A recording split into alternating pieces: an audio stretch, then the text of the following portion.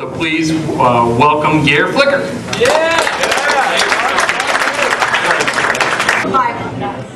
All right.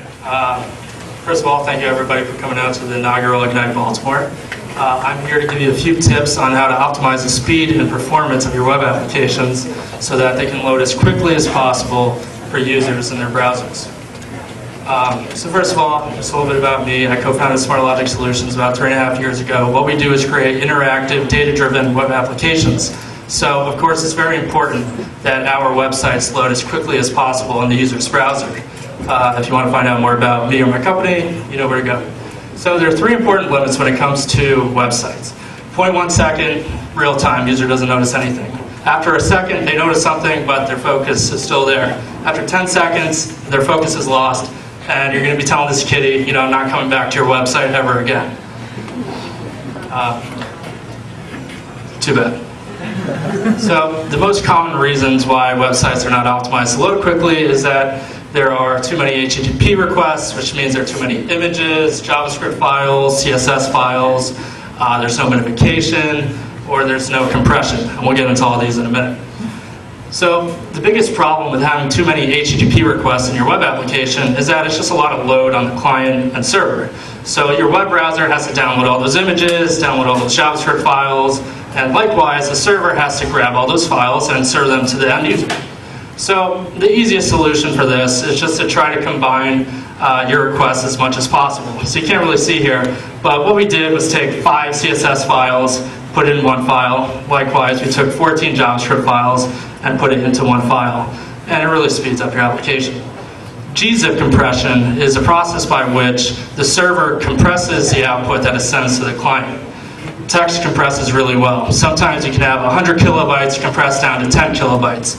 Images are generally compressed, so they don't really compress well. Minification is a process by which all of your thoughtful comments and well-placed indentation gets removed. And really, all that is just wasted bytes sent out on the wire. So there's JS min for JavaScript and CSS min. So does it work? The answer is yes. So this is prototype, original, the JavaScript library. The images are a little messed up here. But this is prototype minified. This is prototype gzipped. And, well, that slide was messed up. So I did a case study to show you that this actually does work. So we took Healthy Lunch Kids, which was the web application we created about 1.5 years ago. It had 14 JavaScript files, 5 CSS files, no minification, and no gzip compression. So what I did was grab all those assets, all the image files, CSS and everything. I put it on a remote server, and I fired up my web browser, Firefox, and I disabled the cache. And essentially what I did was run this experiment 10 times, and for each of the following 4 methods. So first is the control, no change. The second method was combining all the files and minifying. Third was combining the files, gzipping. Fourth was combining the files, minifying, and gzipping. So I ran that, and it worked. So essentially, the original method took up almost 5 seconds to load up in the browser. You turn on minification, it goes down to about 3.2 seconds. So we shaved off about 33% of the load time. Turn on gzip, gets better. If you turn on minification and gzip compression, your load time went down to 1.7 seconds from about 5 seconds, which is almost a 66% reduction in load time. So it's really easy to do. There's no excuse not to do it. Other optimizations, you can cache the content so that the client's browser doesn't have to load your banner ad every single time they hit a page on your website. Move CSS to the head, move JavaScript to the body. Don't include one file multiple times. It's a no-brainer.